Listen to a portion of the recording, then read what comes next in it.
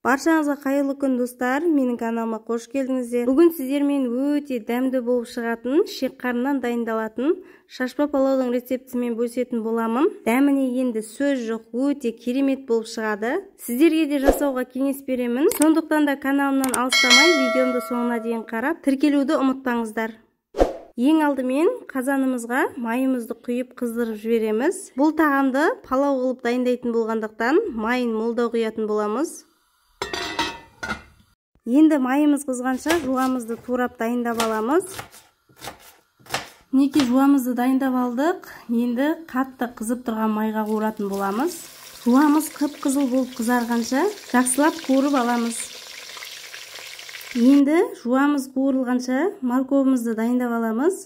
Морковты әркім әртүрлі турайды. Біреулер теркіден өткізеді, біреулер салонка қылып, ұзын қылып турайды.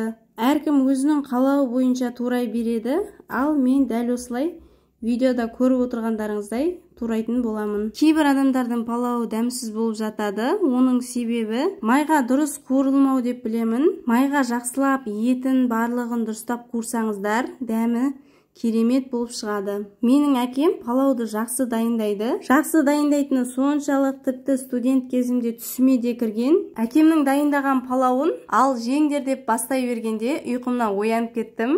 Не дегенмен барлығы үйдегідей болмайды. Әкемнің дайындаған шашпа палауы мен анамның көпіріп тұрған айранын сағынып ауылға келіп бірақ ішеміз. Негізі көп адамдар палауды шек қарыннан дайындамайды. Бірақ дәл осылай жасайтын болсаңыздар өте керемет болып шығады. Сондықтан да сіздерге жасауға кеңес беремін. Ең бастысы күйдіріп алмай, жақсылап бабымен қуыру қажет. Мендегі шек қарын түйенің шек қарыны.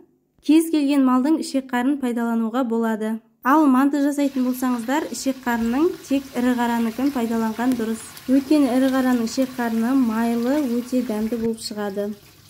Неке жуамыз өзінің бабында қуырылып жатыр. Енді етімізді, шек қарындарымызды барлығын салып, жақсылап қуырып аламыз. Шамалы дәміне қарай тұзын салуды ұмытпаңыздар. Неке қараңыздар, шек қарындарымыз керемет қып-қызыл болып қуырылған. Орташа отта жарты сағаттай қуырдым. Енді үстіне манағы дайындап алған сәбізімізді, сарымсақтарымызды салып, тағы да қуыратын боламыз. Орташа отта сәбізіміз жұмсарып, жақсы болып қуырылып шықты.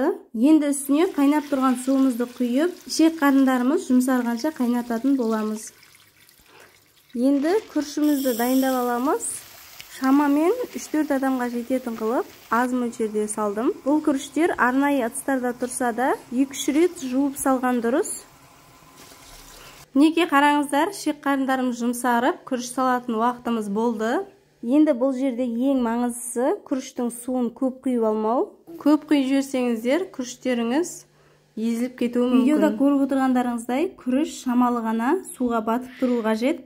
Суы сарқылғанша отымыздың астын барынша қатты қоямыз. Сіздер палауды қалай жасайсыздар, ойларыңызбен бөлісіп, төмендегі комментария бөліміне жазып қалдырсаңыздар болады. Неке барлық суы сарқылғаннан кейін қазанымыздың астын жай отқа қойып, жарты сағат бұқтырып аламыз. Неке қараңыздар, иісі бұрқырап, керемет болып пісіп шықты.